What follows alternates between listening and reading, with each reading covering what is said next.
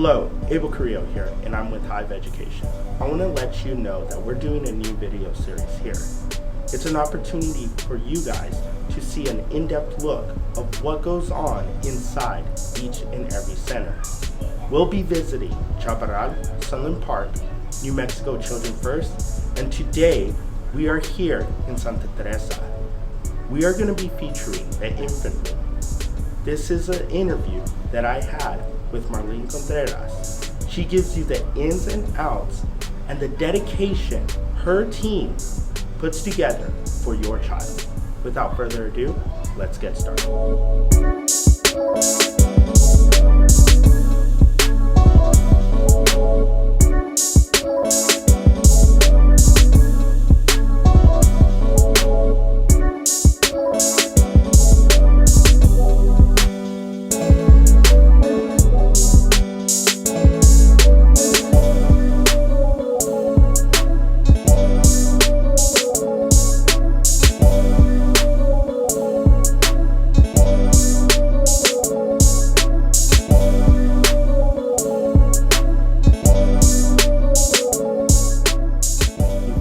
Down with me so we could get to know you a little bit better.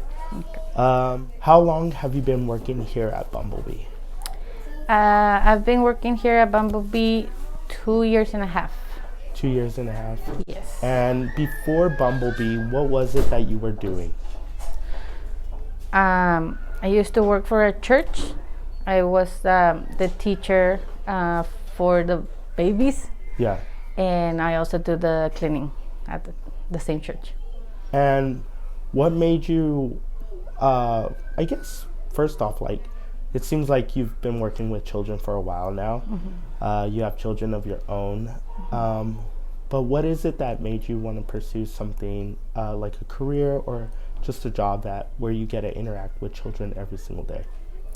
I guess since I was little, I had that, the call to be with kids and pay attention to the kids. I like to look at their faces and understand what they want.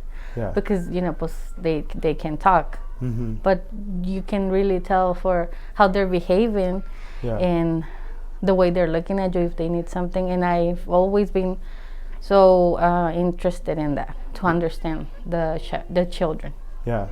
And here working at Bumble Bee, how was that learning curve when you first were introduced to the whole system itself? Well, it was all new, to be honest. Yeah. I didn't know how to do anything. The lesson plan, the CQI, the observations. I got the help from Miss Alicia and Miss Elia. She used to work here when I first started. Yeah. And they were very patient to explain to me how to do each thing and how to observe the children as well. Even though I already kind of knew how to observe the children, you don't really know how to put it down on paper to answer everything that you're supposed to answer in the focus observation papers and all that. So if I'm a new parent and I really don't know what Bumble Bee has to offer, it's my first child, I'm a little bit nervous. It's my first time having my child go away from me, from home. Mm-hmm. What are some of the things that will keep them at ease, knowing that their child is going to be in good hands? Well, we try to be as patient as we can, because we know the separation from the children from their parents, it's very hard. And like you said, it's brand new. We understand that the infant is gonna be having a hard time, like crying.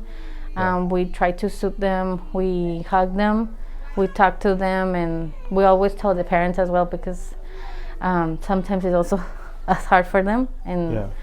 And so we just tell them that we try to explain to them what we're gonna be doing through the day. So they'll know that their children is gonna be doing activities and all that. Yeah. So they leave like relief. And with the children, when they're crying, we try to offer them soft toys, or we just walk them around the room so they can see what they're gonna be playing with, their friends, the new friends, and just give them time to settle down, because they might stop crying, they might not, but we're gonna be there to comfort them and everything. So in this room that you have right now, the infants, it's 3 of you, 2 of you. How many teachers are in this room? There's 3 teachers. It's Miss Alicia, Miss Carmen, and me. And usually it's Miss Alicia is the lead teacher. Okay. And then I'm the assistant teacher, and Miss Carmen as well. So when we have 4 babies, Miss Alicia is gonna be there. Yeah. And if they go over that, then I go and help her. And sometimes we've had more than 12. 12. That's 12 children. And so that's when the 3 of us are there. Yeah. You walk me through what you do from the moment you come into work all the way till the last second, or what it's like for a child coming in. How do you introduce them through at the beginning of the day to the end of the day? Okay, so when the children arrive, so we welcome them. We ask them the questions that we have to ask about how their night was, if they sleep well. Yeah. Sometimes we also ask them if it's after breakfast. Yeah. We ask them if they already have breakfast, and then we have at the door we have a set of questions that we have to ask because now of the pandemic, we have to ask them about if they have symptoms, if they've been exposed. You're asking the parents? Yes. Okay. For them and for the children. Yeah. And then we take their temperature, and then we get them.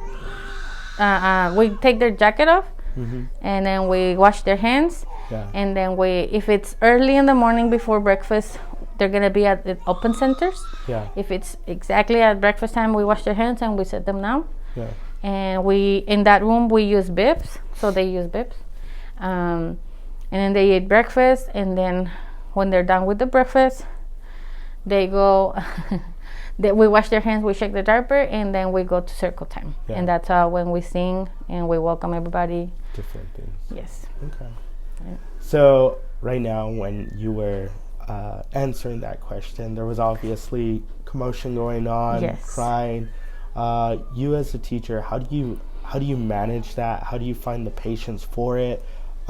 Because that's another thing I'm sure parents observe when they first come into a daycare setting or a school setting.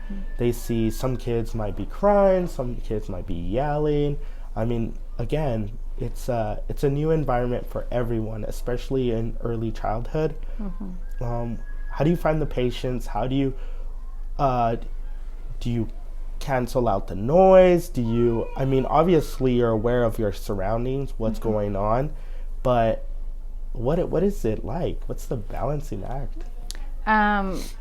Well, for me, I think it's we need to understand that they're still developing a way to communicate. Yeah. So as it was a baby right now, and so I don't cancel the noise out. Yeah. Obviously we hear him, we acknowledge him, that we let him know we're coming, because sometimes we're with another one, we're changing a diaper, and then that baby wants attention, and just try to get to the baby as fast as we can. Yeah. Like right now, if there's only one teacher and she has 4 babies, we need to manage our time with the 4 of them at the same time, but also have them like secured, right? Yeah. So right now, when he was crying, I'm pretty sure Miss Alicia was doing his bottle. So sometimes they want it like this, right? Yeah. Super fast. But it has to warm up. Yeah. We have to mix the formula. So we understand they don't understand. They have to wait a little bit. So we talk to them. We do that. We can hear him crying, but we're like, okay, baby, we're coming. I'm coming, but he's gonna be crying even harder sometimes. But we try to talk to them, even though they're crying and screaming. Yeah. We acknowledge that they are very desperate for whatever they want, even though they might not know what they want. They might be just wanting to be held, or just for you to look at them, not hold them, but they sometimes they do that. All right, so I'm gonna leave you with this. What is the message that you want to send out to your parents about your team and what you do here? What are you most proud of that what you do here? And I mean, everyone says like, oh, I'm so proud that I get to work with children every single day, but what is it that you're proud of, like, that makes you coming back to work?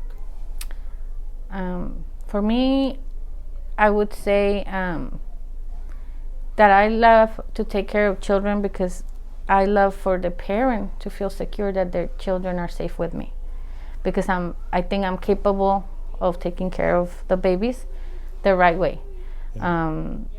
Even if they're here the whole day, I love to be here with them all day. I like to pay attention to them, even when they're crying. I like to know how to calm down that baby. I like to learn about each children's personality. That's what I really like the most. I can get to know a baby so much that I'm like, I know that face. It's because he wants to eat, or he's sleepy, or he has a dirty diaper. You know, so that's what I'm proud of, that I can get to know a baby. For sure, like that. That I can tell what's going on through the baby's mind. Sweet. All right. Well, that's basically it. Thank you so much for sitting in. Thank That's you. it. Look at that.